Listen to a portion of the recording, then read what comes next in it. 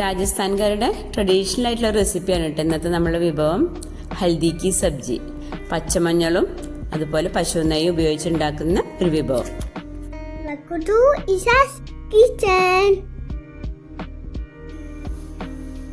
അപ്പോൾ ഈ കറി ഉണ്ടാക്കാൻ വേണ്ടി ഞാനിവിടെ 250 ഗ്രാം പച്ചമഞ്ഞളാണ് എടുത്തിട്ടുള്ളത്. അത് നമുക്ക് തൊലി കളഞ്ഞതിന് ശേഷം ഒന്ന് ഗ്രേറ്റ് ചെയ്തെടുക്കണം. രാജസ്ഥാനിലെ ഗ്രാമപ്രദേശങ്ങളിലാണ് പ്രധാനമായിട്ടും ഈ വിഭവം ഉണ്ടാക്കുന്നത്. അതായത് തണുപ്പ് കാലത്ത് നവംബർ, ഡിസംബർ, ജാനുവരി മാസങ്ങളിലാണ് സാധാരണയായിട്ട് ഈ കറി ഉണ്ടാക്കാറ്.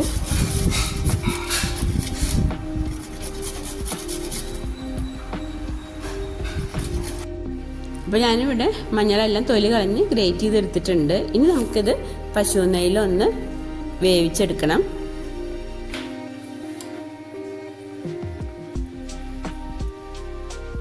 പിന്നെ നമുക്ക് മഞ്ഞളൊന്ന് വേവിച്ചെടുക്കണം. അപ്പോൾ നമ്മൾ ശുദ്ധമായ പശു നെയ്യിലാണ് അത് ഉണ്ടാക്കുന്നത്. അപ്പോൾ പശു നെയ്യ് നമുക്ക് പാനിലേക്ക് ഒഴിച്ചു കൊടുക്കാം. അത്യാവശ്യം കുറച്ചധികം തന്നെ ഇതിൽ പശു നെയ്യ് വേണം കേട്ടോ. നമ്മൾ ശരിക്കും 250 ഗ്രാം മഞ്ഞളിന് 250 ഗ്രാം പശു നെയ്യ് വേണം. ഞാനിപ്പോൾ അത് മുഴുവനും ഇടുന്നില്ല.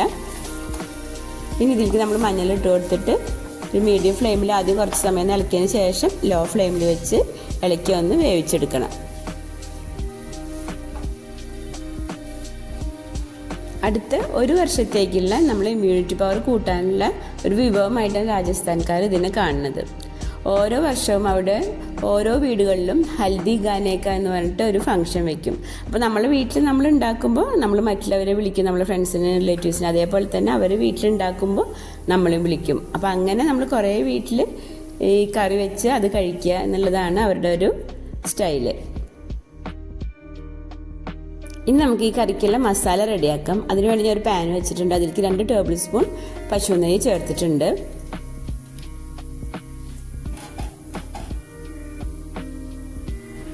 മസാല ഉണ്ടാക്കാൻ വേണ്ടി 2 സവാള കട്ട് ചെയ്തെടുത്തിട്ടുണ്ട്. പിന്നെ 2 ടീസ്പൂൺ ഇഞ്ചി വെളുത്തുള്ളി പേസ്റ്റ്, കുറച്ച് പച്ചമുളക്, ബേ ലീഫ്, നല്ല ജീരകം, പിന്നെ ഗ്രീൻ പീസും മല്ലിയിലും കുറച്ച് തക്കാളി എടുത്തിട്ടുണ്ട്.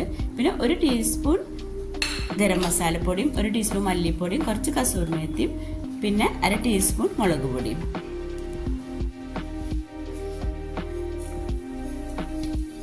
ഇനി ചൂടായ നെയ്യിലേക്ക് നമ്മൾ എടുത്തിട്ടുള്ള നല്ല ജീരകവും ബേ ലീഫ് ഇട്ട് കൊടുക്കുക.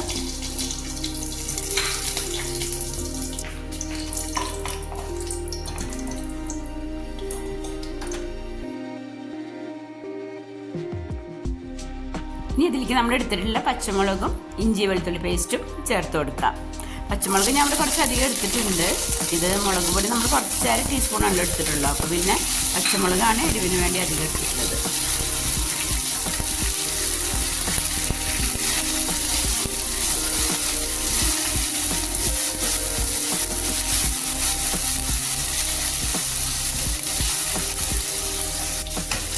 റസിയാസ് കിച്ചൻ ചാനലിൽ ഇതുവരെ സബ്സ്ക്രൈബ് ചെയ്യാത്തവരുണ്ടെങ്കിൽ ഒന്ന് സബ്സ്ക്രൈബ് ചെയ്ത് ആ കൊച്ചു ബെല്ലൈക്കനും കൂടി ഒന്ന് ക്ലിക്ക് ചെയ്ത് ഓൾ എന്ന ഓപ്ഷനും കൂടി ഒന്ന് എനേബിൾ ചെയ്യണേ.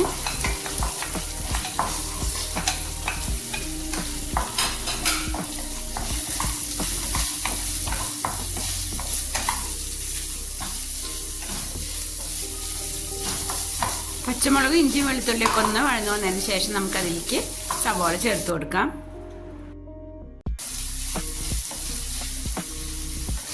ഒരു മീഡിയം സൈസ് സവാള 2 എണ്ണം കേട്ടോ ഞാനിവിടെ എടുത്തിട്ടുള്ളത്. ഇനി നമുക്ക് നന്നായി ഒന്ന് വഴറ്റിയെടുക്കാം. സവാളയിലേക്ക് നമ്മൾ എടുത്തിട്ടുള്ള ഉപ്പ് നമുക്ക് ചേർത്ത് കൊടുക്കാം. മഞ്ഞളിന് ഒരുപാട് ആരോഗ്യ ഗുണങ്ങൾ ഉള്ളത് നമുക്ക് അറിയാവുന്നതാണല്ലോ. നമ്മൾ മഞ്ഞൾ കഴിക്കുകയാണെങ്കിൽ നമ്മളുടെ ബ്ലഡ് പ്യൂരിഫൈ ചെയ്ത് അതുവഴി നമ്മളുടെ ശരീരത്തിലുള്ള വിഷാംശമൊക്കെ പുറത്ത് കളയാനുള്ള കഴിവുണ്ട്. അതുപോലെ തന്നെ നമ്മളെ ചീത്ത കൊളസ്ട്രോൾ ഇല്ലാതാക്കാനും മഞ്ഞളിന് കഴിവുണ്ട്. അതുപോലെ തന്നെ വാദസംബന്ധമായ അസുഖങ്ങൾക്ക് പശു നെയ്യ് നല്ലതാണ്. അങ്ങനെയൊക്കെയുള്ള ഒരു വിശ്വാസത്തിൻ്റെ പേരിലാണ് രാജസ്ഥാൻകാർ ഈ ഒരു കറി ഉണ്ടാക്കുന്നതും അത് കഴിക്കുന്നതും. നമ്മൾ സവാളയ്ക്ക് നന്നായി വഴന്നു വന്നിട്ടുണ്ട്. നമുക്കതിലേക്ക് തക്കാളി ചേർത്ത് കൊടുക്കാം. 1 തക്കാളിയാണ് ഞാൻ എടുത്തിട്ടുള്ളത്.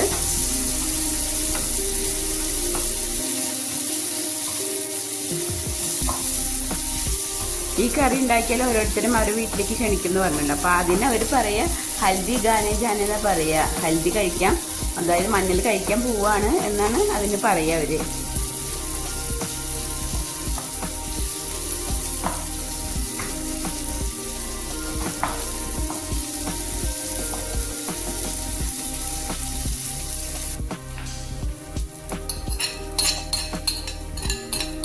നമ്മൾ എടുത്തിട്ടുള്ള മല്ലിപ്പൊടിയും മുളക് പൊടിയും ഗരം മസാലപ്പൊടിയും നമുക്കതിലേക്ക് ചേർത്ത് കൊടുക്കാം.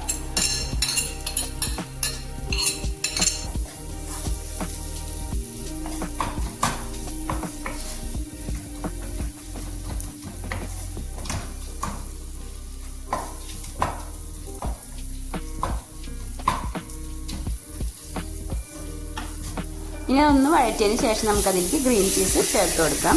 1 കപ്പ് അളവിലാണ് ഗ്രീൻ പീസ് എടുത്തിട്ടുള്ളത്. ഫ്രോസൺ ഗ്രീൻ പീസാണ് എടുത്തിട്ടുള്ളത്.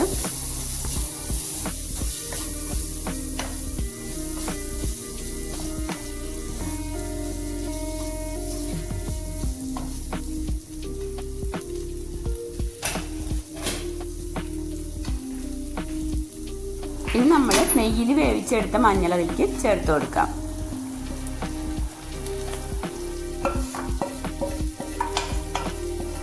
ഇനി മഞ്ഞൾ വേവിച്ച് പാത്രത്തിൽ കുറച്ച് ചൂടുള്ള വെള്ളം ഒഴിച്ച് അതും കൂടി ഞാൻ അതിലേക്ക് ഒഴിച്ചു കൊടുക്കുകയാണ്.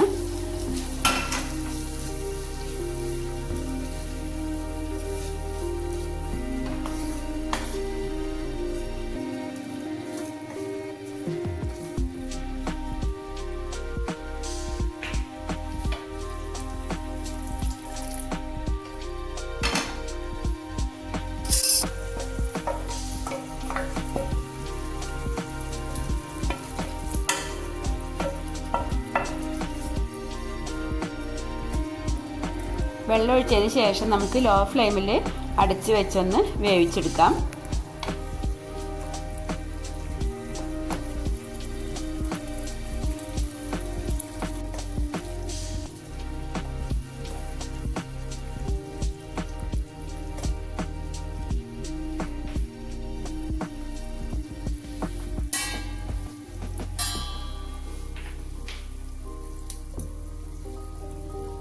ഇപ്പോൾ ഒരു 5 മിനിറ്റ് ആയിട്ടുണ്ട്.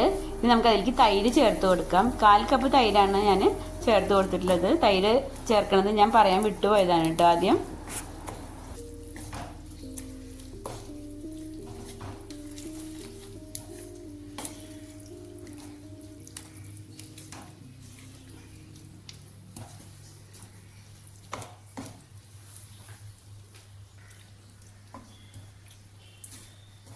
ഇനി നമുക്ക് കുറച്ച് സമയം കൂടി ഒന്ന് അടച്ച് ലോ ഫ്ലെയിമിൽ വെച്ചൊന്ന് വേവിക്കാം.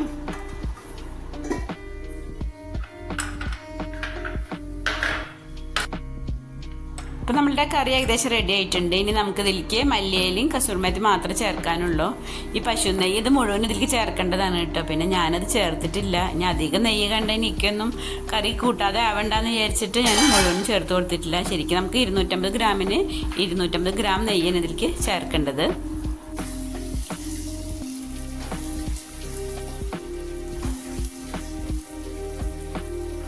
അപ്പം നമ്മളുടെ കറി ഏകദേശം റെഡി ആയിട്ടുണ്ട്. ഇനി നമുക്ക് ഇതിലേക്ക് കസൂർമേത്തിയും മല്ലിയിലയും ചേർത്ത് കൊടുക്കാം.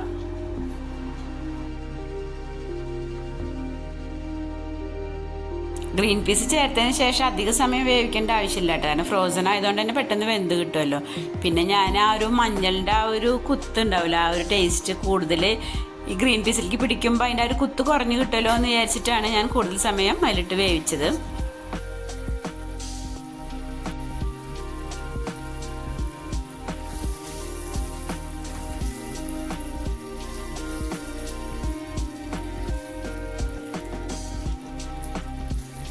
അപ്പോൾ പച്ചമഞ്ഞൾ ഉപയോഗിച്ചിട്ടുള്ള ഹെൽത്തിയും ടേസ്റ്റി ആയിട്ടുള്ള കറി ഇവിടെ റെഡി ആയിട്ടുണ്ട്. ഇത് ചപ്പാത്തിൻ്റെയും പൊറോട്ടൻ്റെയും പത്തിരിൻ്റെ കൂടെ ഒക്കെ നല്ല കോമ്പിനേഷനാണ്. അപ്പോൾ നിങ്ങൾക്ക് ഈ വീഡിയോ ഇഷ്ടമായിട്ടുണ്ടെങ്കിൽ ഷെയർ ചെയ്യാനും അതുപോലെ തന്നെ നിങ്ങളുടെ അഭിപ്രായം കമൻറ്റ് ചെയ്യാനും മറക്കരുത് കേട്ടോ.